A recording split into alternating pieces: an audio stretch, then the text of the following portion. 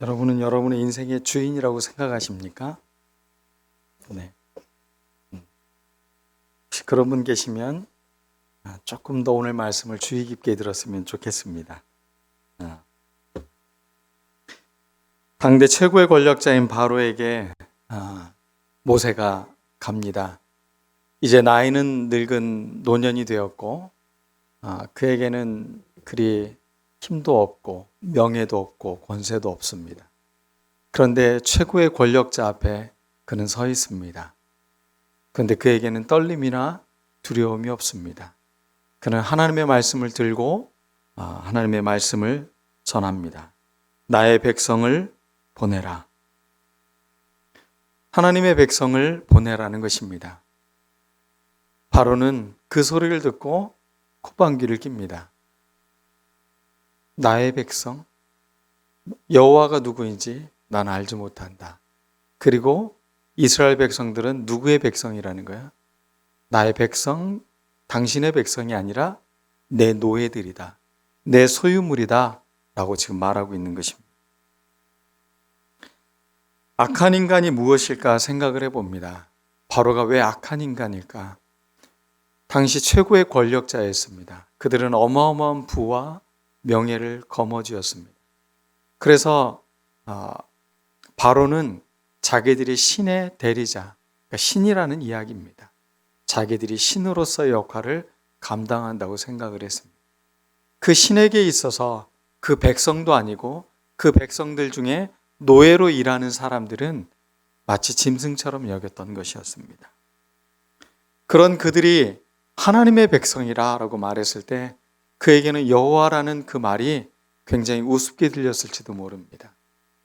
저 노예들이, 저 하찮은 인간들이 자기 백성이라고? 그런 신이라면 내가 얼마든지 맞설 수 있다.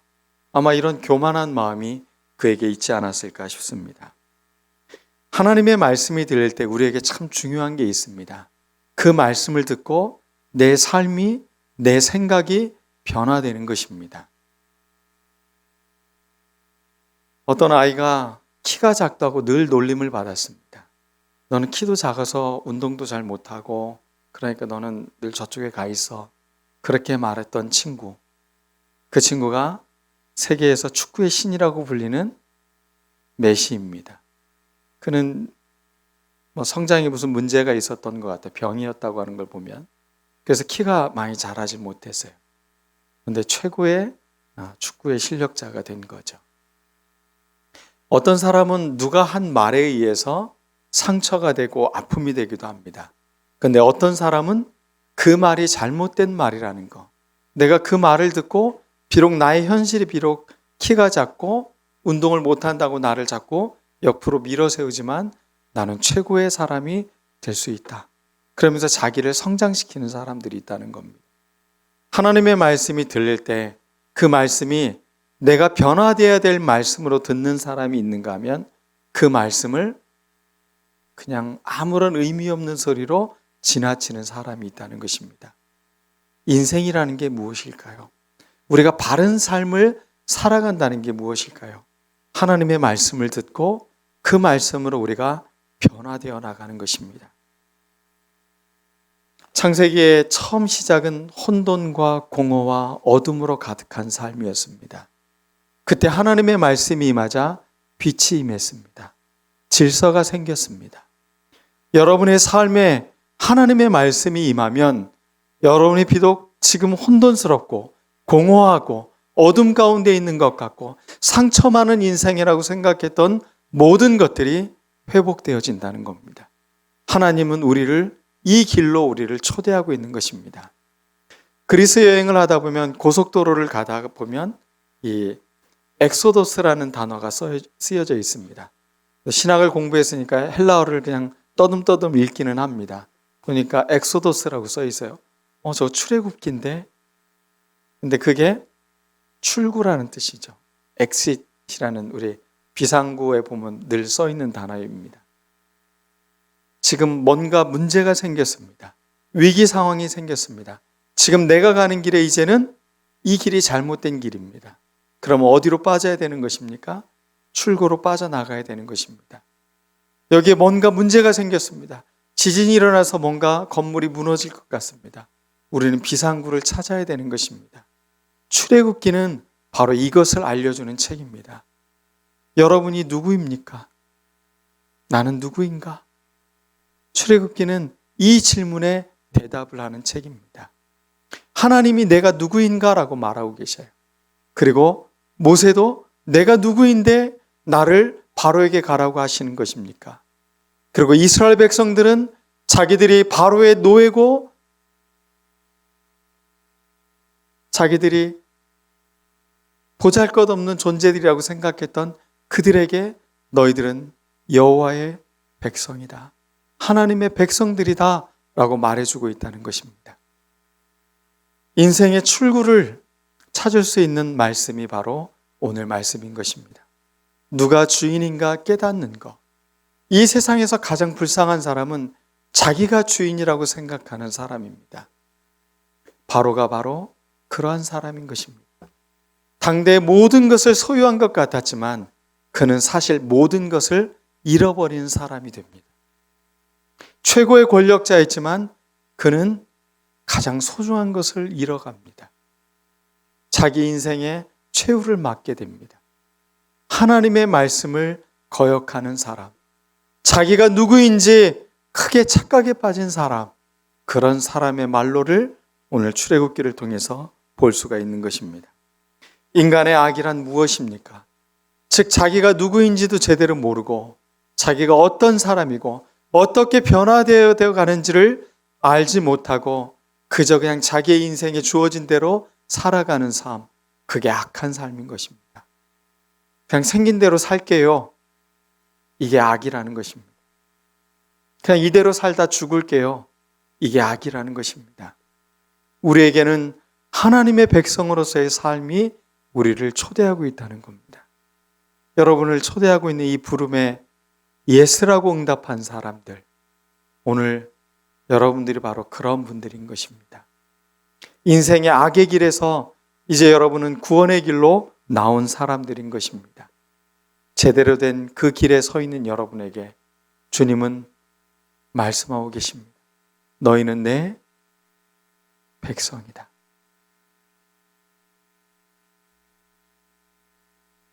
주인이 누구인지를 알면 주인이 말씀하는 소리에 귀를 기울이게 되어져 있습니다.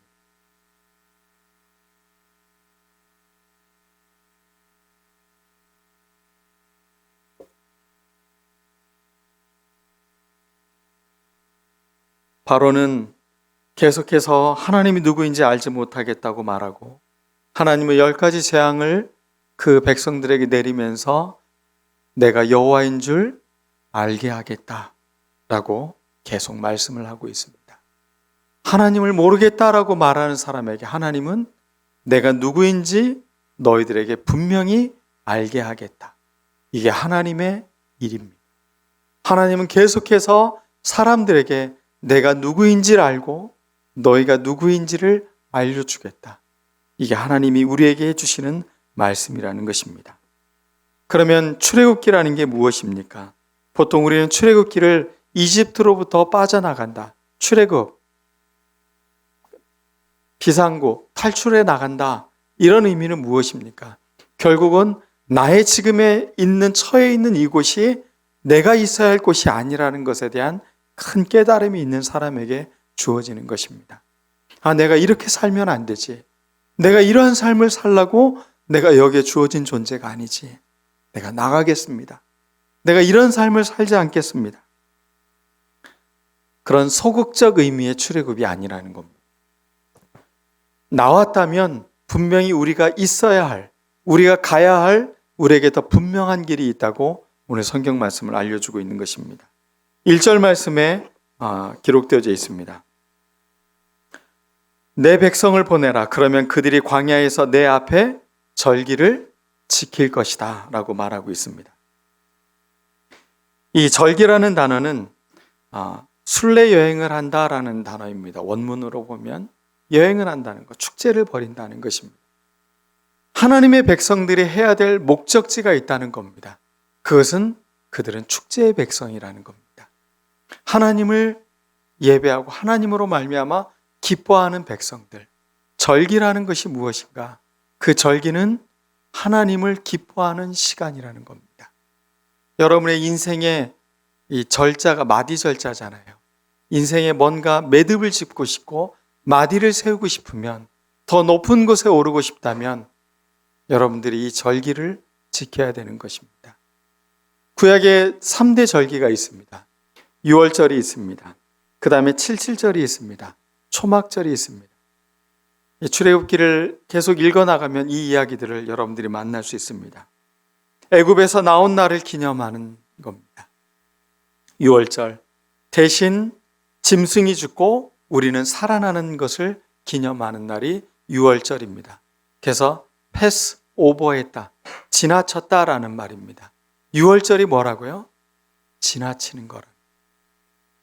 본래 우리가 심판을 받고 우리가 죽음을 당해야 되는데 우리를 뭐 한다고요? 지나쳐 가는 것. 그게 유월절입니다.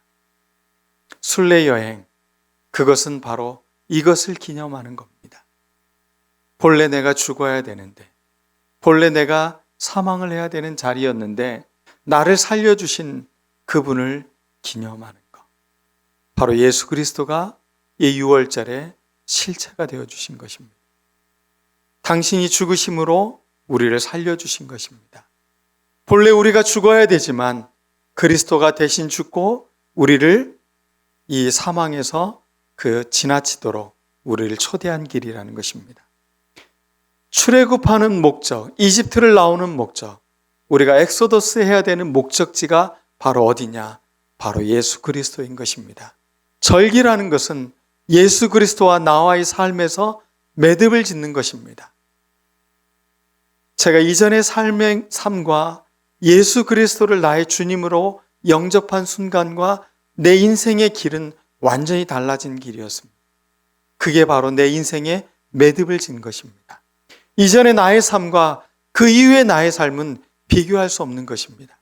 저는 내가 성공하고 싶었고, 내가 부자가 되고 싶었고, 내가 더 놀라운 삶을 살고 싶었다면 이제 이 이후의 삶은 그리스도를 통해 내 삶이 은혜로 주어진 삶이라는 것. 나는 이미 그때 죽은 사람이기 때문에 나의 삶은 그리스도를 위해 기꺼이 드려지는 삶이라고 고백하는 삶을 살아가게 되는 것입니다.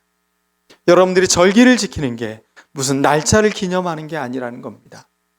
그리스도를 진짜 내 삶의 고백으로 갖고 있는 사람, 내 삶의 매듭으로 갖고 있는 사람, 그런 사람이 온전한 절기를 지키는 것입니다. 그들이 출애굽하고 유월절을 지키고 그 다음에는 칠칠절을 지킵니다. 이 칠칠절이라는 것은 현대로 말하면 오순절이라고 말하는 것입니다. 77, 49죠. 그래서 49일이 지난 50일째, 모세가 바로 하나님의 말씀을 받는 날입니다. 그들이 토라의 율법의 말씀을 받은 날, 그날을 기념하는 게 바로 칠칠절입니다. 오순절에 신약시대는 성령이 임하였습니다. 살아계신 하나님께서 이제는 우리 안에, 내면에, 우리의 마음에 말씀으로 다가오는 날이 바로 오순절인 것입니다. 우리는 오순절을 기념하는 게 아니라 그 오순절은 우리의 삶 안에 이루어진 절기인 것입니다. 말씀이 돌판에 새겨진 것이 아니라 우리의 마음판에 새겨지는 날, 성령이 우리에게 말씀으로 임하여 주신 날, 그날이 바로 오순절의 절기인 것입니다. 그 다음에 마지막 세 번째 절기는 초막절입니다. 그들이 장막 안에서 하나님의 인도하심을 따라 한 걸음 한 걸음 가며 그들이 걸어갔던 것을 기억하는 게 바로 초막절, 장막절, 수장절, 다양하게 표현되고 있습니다. 40년간 그들이 약속의 땅으로 가는 그 과정 가운데 신약의 성도들은 어떤 의미가 있느냐? 바로 그리스도를 만나는 그날, 우리가 영적인 가나안을 가는 그날까지, 우리는 주님이 오시는 그날까지 이 땅에서 광야의 삶을, 장막의 삶을 살아가고 있는 것입니다. 우리가 살고 있는 이 땅이 영원한 안식처가 아니라 우리에게는 진짜 안식할 곳이 남아있다는 것입니다. 우리가 가야 할 곳, 그것은 하나님의 나라인 것입니다. 하나님 나라 백성으로 우리는 살아가는 사람들이라는 것입니다. 그리스도의 삶과 죽음과 부활, 그것이 우리의 삶 안에 이루어지는 게 우리가 하나님의 절기를 바로 지키는 것입니다. 그 다음에 3절 말씀을 한번 보겠습니다.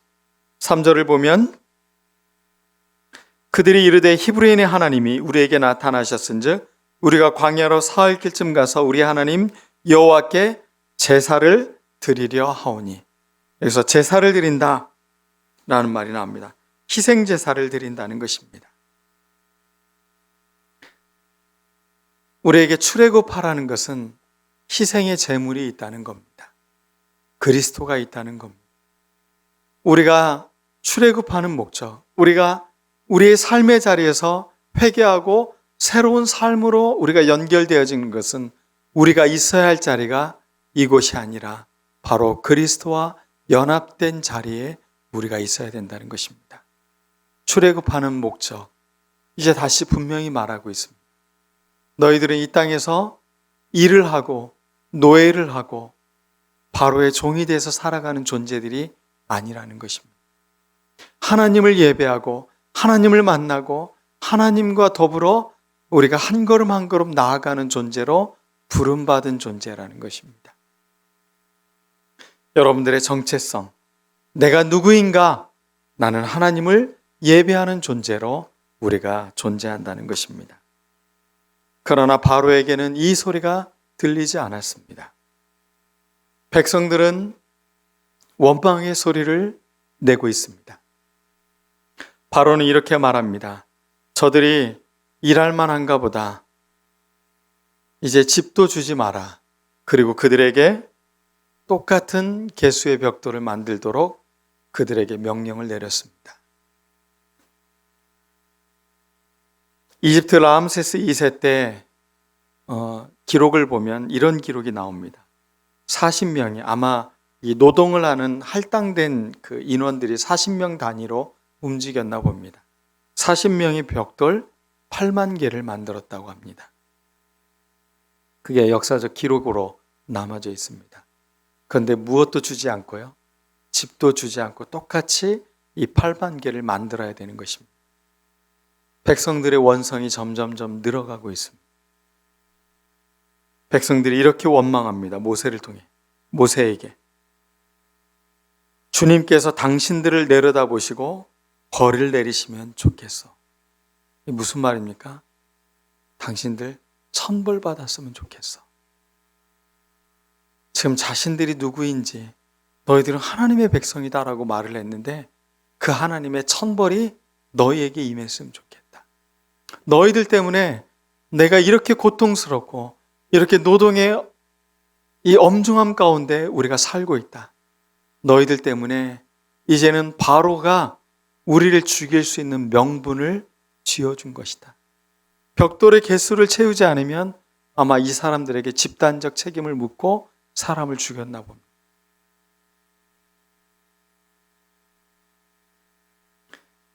그러자 이렇게 그들이 이야기합니다. 기록원들이 가서 바로에게 호소하여 이르되, 이 말을 보면 우리 보통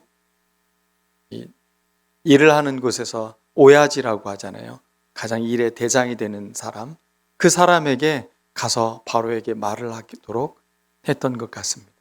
그때 표현이 이런 표현을 씁니다. 5장 15절에 왕은 어찌하여 당신의 종들에게 이같이 하시나이까? 자기들의 고백입니다. 이스라엘 백성들이 지금 바로 앞에 가서 무엇이라고 말하고 있다고요?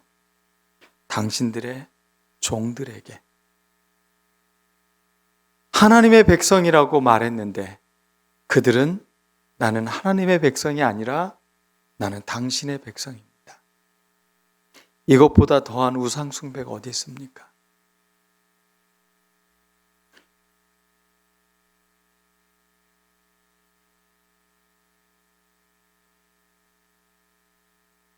백성들의 원성이 점점 심해져 가자 모세는 이제 하나님을 향해 원망을 하기 시작합니다. 왜 백성에게 괴로움을 겪게 하십니까? 하나님이 일을 하신다고, 하나님이 움직이시면 뭔가 새로워지는 거 아닙니까? 아니, 예수 믿으면 더 복받고 더 잘 살고 세상에서 더 성공해야 되는 거 아닙니까? 근데 왜 더 어려워졌고 왜 더 고통받고 있고 더 힘들어집니까? 이렇게 말하고 있는 것입니다. 그게 모세가 초기에 갖고 있던 하나님의 신앙이었습니다. 그리고 이 신앙은 이제 점점 성장해 가는 것을 볼 수가 있습니다. 변화되어져 갑니다. 어떻게 변화됩니까? 그 어려움과 그 혼돈 가운데서도 모세는 점점 흔들리지 않는 믿음의 사람이 됩니다. 그리고 하나님의 말씀에 귀를 기울이는 사람이 됩니다. 우리가 신앙을 갖는다는 것은 바로 이겁니다.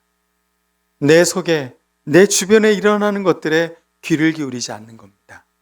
하나님의 말씀에 귀를 기울이고 내가 어떻게 살아가고 내가 어떻게 변화될 것인지를 분명히 자기의 삶의 지표로 삼는 사람.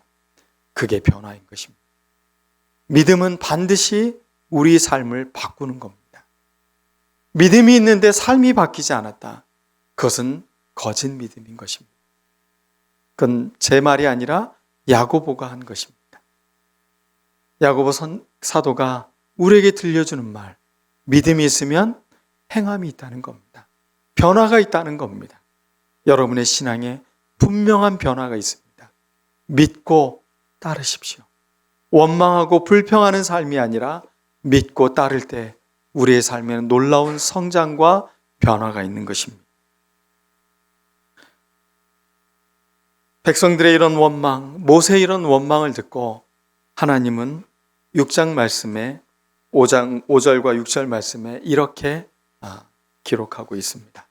우리 6장 5절 말씀 한번 같이 읽어볼까요? 5장 6절 같이 읽어보겠습니다. 시작.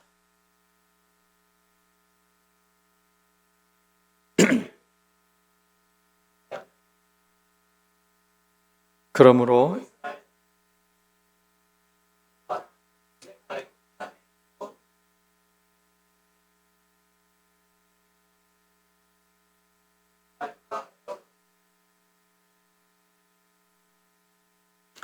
여러분, 참 하나님, 스스로 있는 하나님, 스스로 계신 하나님, 그분은 어떤 하나님인가 분명히 말씀하고 있습니다. 이스라엘 자손의 신음소리를 내가 듣고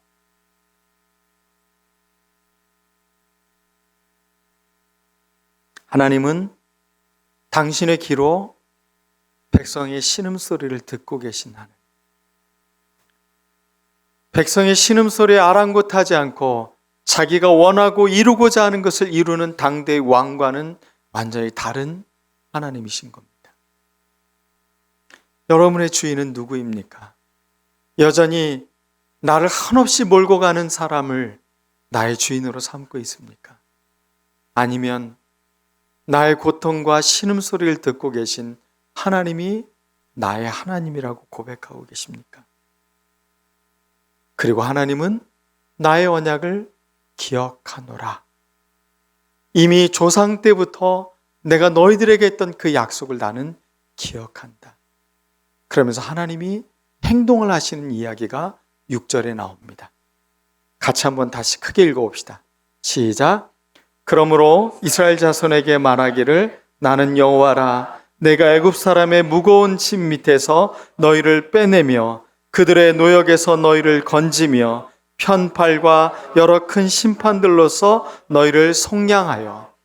하나님의 행동, 하나님의 동사라고 말할 수 있는 동사 3개가 여기에 나옵니다. 첫 번째 단어가 무엇입니까? 빼낸다라는 것입니다. 내가 너희들을 빼내주겠다. 땅에서 여러분 채소가 어떻게 되죠? 올라오는 것처럼 그 어둡고 캄캄한 땅에 묻혀있는 그 무거운 짐 같은 그곳을 뚫고 채소가 올라와서 그렇게 꽃을 피우는 것처럼 하나님께서 너희들을 빼내신다라는 표현을 쓰고 있는 겁니다. 여기서 빼낸다는 표현이 바로 이 땅에서 채소가 자라는 것처럼 표현하고 있는 단어를 히브리어로 쓰고 있는 겁니다. 여러분을 뭐 하신다고요? 빼내신다. 여러분을 성장하게 하고 여러분을 자라게 하시는 하나님. 하나님의 행동이 바로 이것입니다. 너희들을 빼내겠다. 여러분의 삶이 힘듭니까? 여러분이 눈물 짓고 있습니까? 여러분이 지금 신음소리를 내며 주무시고 계십니까?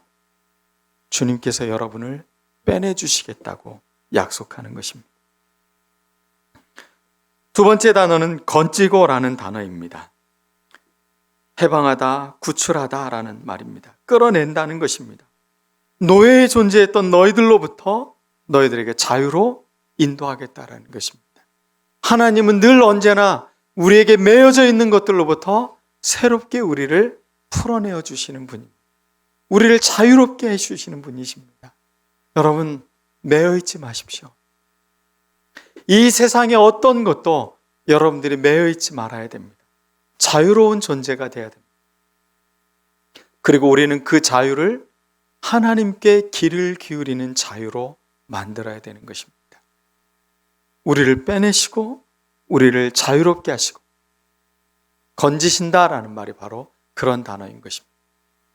자, 첫 번째는 어떤 단어라고요? 빼낸다. 그 다음에는 건진다. 그래서 빼낸다라는 그림을 그린다면 어떤 단어예요? 땅에서 채소가 자라는 것처럼 우리를 그 어두운 땅에서 하나님께서 우리를 빼내주시고 자라게 하신다는 것. 그 다음에 건진다는 것은 노예로부터 우리를 자유롭게 해방해 주시는 겁니다. 마지막 세 번째 단어입니다. 속량한다라는 단어입니다. 이 단어가 룻기에 쓰여 있는 단어 고엘이라는 기업물을 자라고 나오죠. 그 룻의 그 모든 그 빚을 탕감해 줄 수 있는 사람으로서 이 보아스가 등장하잖아요. 그래서 그 사람을 고엘이라고 부르고 있어요. 자, 우리가 이 속량한다라는 말이 뭐냐? 친족이라는 말이 어디서 나온 단어냐? 바로 이 단어에서 나온 말이에요. 친척, 친족이라는 말이 무엇이라고요? 그 사람의 빚을 대신 갚아줄 수 있는 사람. 여러분의 빚을 대신 갚아주겠다는 겁니다. 너희들이 노예였다고? 그럼 내가 그 노예의 빚을 다 속량해 주겠다.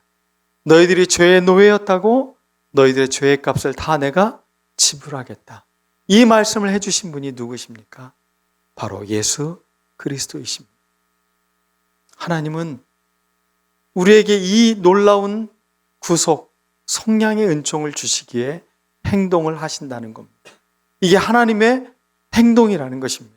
하나님은 그저 앉아서 하늘에 계신 분이 아니시라 하나님은 이 세 가지의 행동을 통해서 이스라엘 백성들을 구원해내겠다는 것입니다. 샬렘이라는 말이 있습니다. 샬롬, 샬롬 많이 들어보지 않았습니까? 평화라는 말이죠. 평화의 인사를 하는 말입니다. 이 샬롬이라는 고대 히브리어, 이슬람에서도 살라마라는 단어로 인사를 하고 이런 다 같은 어군 속에는 이 단어는 공통되게 다 들어있어요. 근동의 어원에서는. 그런데 이 본래의 의미가 돈을 다 갚은 상태가 샬롬, 샬라마 이 뜻이라는 겁니다. 돈을 다 갚은 상태. 이제 더 이상 내가 뭐 할 게 없다는 거야? 노예로서 살아갈 의무가 없다는 겁니다. 그게 바로 샬롬입니다. 하나님의 왕국, 샬롬 왕국은 어떤 거라고요? 더 이상 우리의 죄의 빚을 갚을 것이 없다는 겁니다. 우리는 더 이상 사단의 노예가 아니라는 겁니다. 우리는 죄의 노예가 아니라는 것입니다. 하나님이 우리에게 모든 죄의 대가를 다 지불하고 우리를 살려주셨다는 것입니다. 부르심의 과정은 그래서 성장의 과정입니다. 여러분을 믿음으로 부르셨다, 믿음으로 부른 것을 믿고 따르고 있다면 여러분의 신앙은 반드시 성장하게 되어져 있습니다. 그게 우리를 하나님이 부르신 목적인 것입니다. 그 땅속 깊숙한 심연의 혼돈 가운데 있었던 여러분들의 삶에서 하나님 우리를 구원해내신 것입니다. 여러분의 삶, 얼마나 귀한 삶인 줄 아십니까?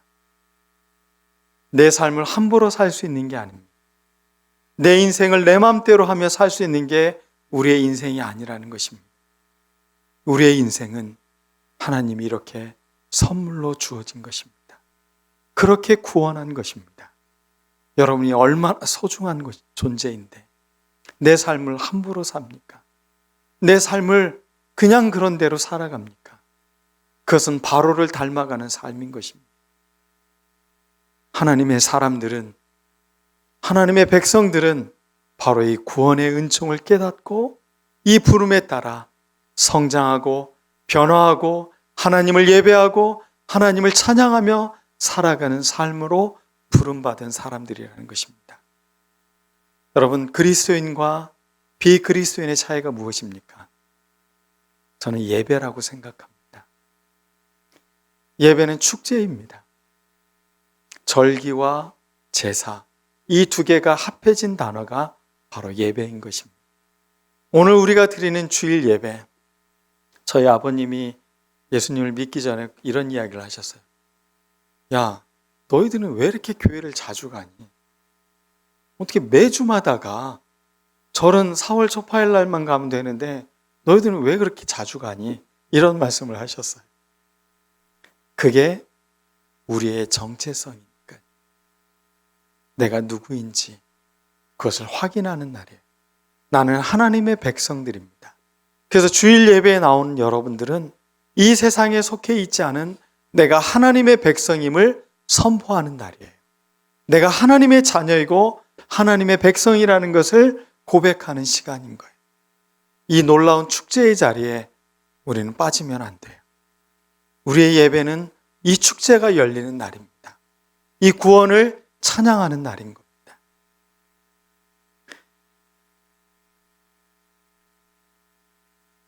바로는 자신이 인간의 형상을 입은 신으로 여겼다면 하나님은 사람들 안에 당신의 형상을 심어놨다고 말하고 있습니다. 한 권력자에게만 집중되어져 있는 신이 아니라 지금 노예로 있고 신음소리를 내고 있고 고통 가운데 있는 사람들의 그 존재 안에 하나님의 형상을 심어놨다는 것입니다. 바로는 자기가 하나님의 형상이라고 여겼어요. 그러나 하나님은 네가 노예라고 천하게 여기는, 그렇게 함부로 목숨을 죽여도 되는 존재라고 생각하는 그 사람들 안에 하나님이 임하고 있다는 겁니다. 이건 혁명과도 같은 일이었습니다. 저는 예수 그리스도를 믿는 그날이 인생의 혁명이라고 생각합니다. 이전의 삶의 가치와 지금의 삶의 가치는 완전히 다른 삶인 것입니다. 사람을 바라보는 눈도 달라지는 것입니다. 그러므로 예수 그리스도를 믿는 사람들은 아무리 권력자의 자리에 앉아도, 아무리 자신이 돈이 많아도, 아무리 조물주에 있는 건물주가 되었어도 우리의 삶은 어떻게 살아야 된다고요? 사람들 안에 하나님의 형상이 들어있음을 알고 사람을 소중히 여기고 그들을 하나님의 백성으로 살아가도록 초대하고 그들을 존중하는 삶을 살아내야 되는 것입니다. 인간의 고통과 아픔을 외면치 않으시는 하나님, 저는 진짜 하나님이 과연 어떤 하나님일까? 능력이 많고 모든 것을 다 할 수 있는 하나님이기 때문에 믿는 하나님. 분명 그런 하나님을 믿는 사람들은 반드시 그 앞에서 불종을 해야 되는 것입니다. 그러나 우리 하나님은 우리의 고통과 절망과 아픔을 들으시고 보시고 우리를 구원해내시는 하나님이시라는 것입니다. 그 하나님을 믿고 있는 여러분들, 이제 주눅들지 않았으면 좋겠습니다. 삶의 무엇이 여러분들을 짓눌러도 이제 여러분들은 변화될 수 있습니다. 삶을 아름답게 여러분들이 싹 틔우고 꽃을 피울 수 있도록 그리스도를 여러분 안에 모실 수 있는 여러분들 모두가 되기를 간절히 축원합니다. 기도하겠습니다. 오늘 말씀을 기억하면서 우리 다 같이 주님께 기도드리겠습니다. 주님은 나의 주인이십니다.